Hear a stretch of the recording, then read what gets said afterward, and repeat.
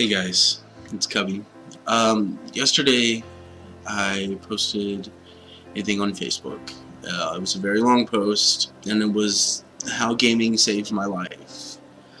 After that post went out, I had several people contact me and say that they read the entire thing and they loved it, but I had a lot of requests to put it in video form. I mean, after all, I do have a video channel now, but I just felt like it was something I couldn't put into actual words at the time other than on paper. But after all the requests, I decided to go ahead and do it. So people have been asking why I have started this page, why I've been promoting this gaming channel, why I'm even trying. Well, here's why. Gaming saved my life more times than not. This is not going to be a funny post. For as long as I can remember, I've struggled. I've struggled with depression, anxiety, I've struggled with being gay, I've struggled with addictions, I've struggled. But every step of the way, I had a coping mechanism. For me, it was gaming. A lot of people won't understand, but for me, it's always been an escape. I've always had a place I could go in my mind where I felt safe from all of the real problems that I faced in the world. When I was a little kid, I didn't have many friends. I had no social skills. I just felt completely out of place. I felt like when I was born that it was a glitch in the system. I mean, I admit that my parents, they did an amazing job. I mean, they used everything to mold me into the person that I am today. We weren't rich. We were comfortable, at least that's how I saw us. I had, toys to play with. I had clothes on my back. I had food in my stomach. I mean, I was happy, but I was alone. My dad was always gone. He was an over-the-road truck driver. I maybe saw him once or twice a week. And whenever he was home, we really didn't get to spend that much time together because he was always working on his truck. So even though to this day we still have a good relationship, I still feel like I have no idea who he is. My mom, she was always there for me. It always felt though that she knew what was right, what was wrong. It was like she had already beaten the game, and it just felt like she was carrying me through life. My sister, she's 13 years older than I am, and by the time I was able to realize what was going on, what life, was, she was already headed to college. She was starting her life, so I felt alone. And then I got my PlayStation. First, I was like, it's cool, whatever, better than a Sega, I guess. Better than a Nintendo or an Atari. How many of you are Googling what an Atari is right now? But then I got my first role-playing game, Final Fantasy VII. Seeing how the characters interacted with each other, I felt like I was learning how to be normal.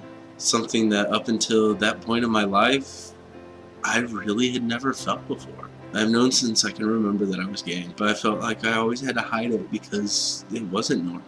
At 7 years old, I realized it was okay to not be normal, and it's all because of video games.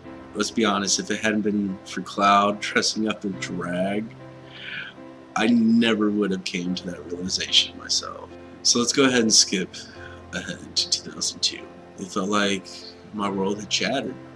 My parents got divorced, and it just felt like everybody was fighting all the time. And I remember crying night after night, just praying and wishing that things would get better. That I could have a normal childhood. I could be that kid in all the Disney movies that lived happily ever after. But it didn't happen. But I remembered how I used Final Fantasy VII as a coping mechanism to get through all the rough times. Decided to give it another shot. And this time it was with Final Fantasy XI. I can tell you right now, if it had not been for that game, I would not be here today. This is where, for the next 5 years, I found my support system. There's a group of real-life friends that I went to for everything. Finally had people I could turn to and talk with about anything that was going on in my life, and I didn't have to hide who I was. During the day, I would put a fake smile on and go to school, knowing that I could make it through that day. I could get home, and then I could be with my real friends. Even though I had never met them in person, they were my friends. They were my family. My junior year in high school, things got rough.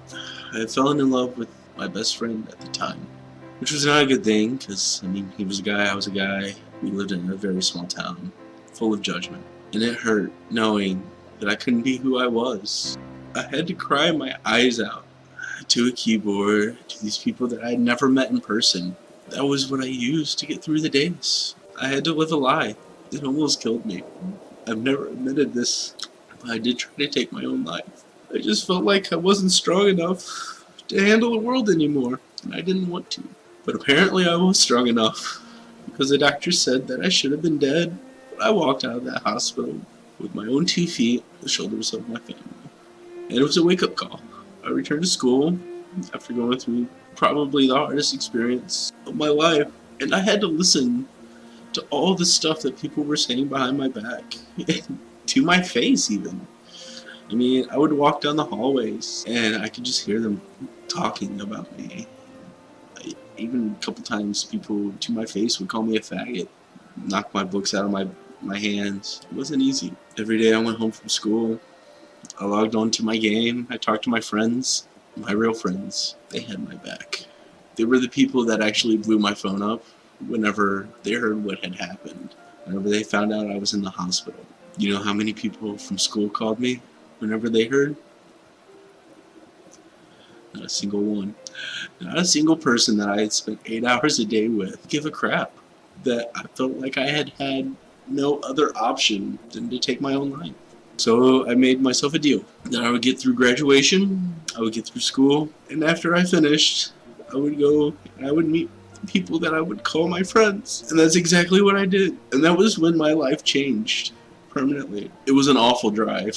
I mean, it was supposed to seriously be a 5-hour drive to get to where they lived, but I believe it took right at 16 hours because I had a tire explode on the highway and going 70 miles an hour, which scared the crap out of me, but that's besides the point. Whenever I got there, and even though I've never seen a picture of them, I knew who each one of them were. I felt it. They were all smiling, and they just came up and hugged me and welcomed me. And that was the first time I had felt that I had felt that acceptance, because they knew who I was. They embraced me. I knew that I had friends. You know, it doesn't have to be the normal. You can have online friendships with people and not need that physical. It was something that their avatars, their characters could represent. I never had to be alone again. Now, since that experience, I changed why I play my games. Before it was an escape for me, a release. But now I do it for the opposite reason. So that I can be there for the people that are going through the same things that I did. I have become friends with so many people online that have felt the same way that I did. That have went through the same things that I have. And it feels like they finally have someone that they can relate to and connect with. And I can finally tell someone that everything will be okay and mean it. But they don't have to be alone either. Let's face it, I know a lot of people will probably watch this and think it's total bullshit. That's your opinion. You're more than welcome to it. I just know that this is what I have been through. And I just want to be able to help others any way that I can. And I want to show them that they're not alone. And no matter what, no one should have to face life without some kind of support.